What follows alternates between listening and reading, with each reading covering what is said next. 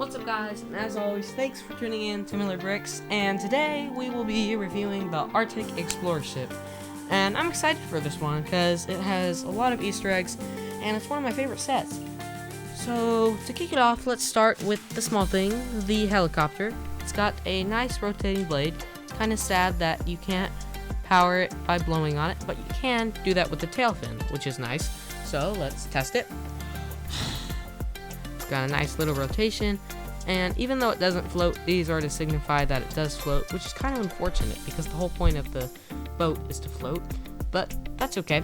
And moving on to the boat, looking at it from this angle, we have a very nice front of the boat.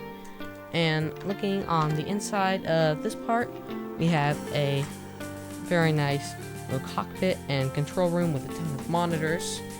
And then we have a science lab below that, as well as a restroom with actual toilet paper in there, which is funny. And taking off this part, we have more rooms with some beds, and there's a coffee machine in there too. I'm not going to spoil all of these Easter eggs because I really want you to enjoy this set as much as I did. So, let me snap this back on.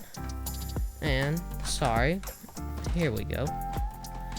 But, talking about the price as I find out what I just did with this, I don't feel like it is worth the, $200 it is right now on the aftermarket. I feel like it could be a lot less than that, just because it's under 1,000 pieces, and whenever a set's under 1,000 pieces and over 120 or something dollars, I feel like that is incredibly overpriced.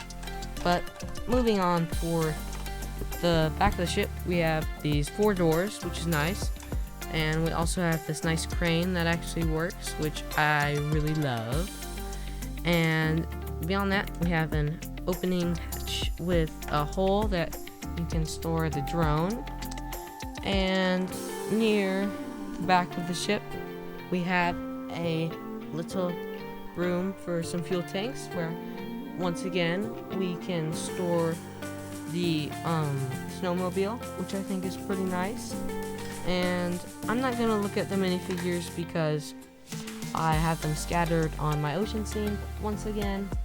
But this is the last set of all the reviews for the city ones, so if you haven't already, I would go rewatch them. These reviews are really short and they showcase the sets if you're interested in buying them.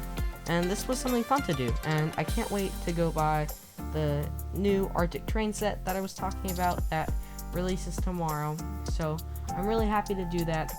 And that's it for me. And as always, thanks for watching.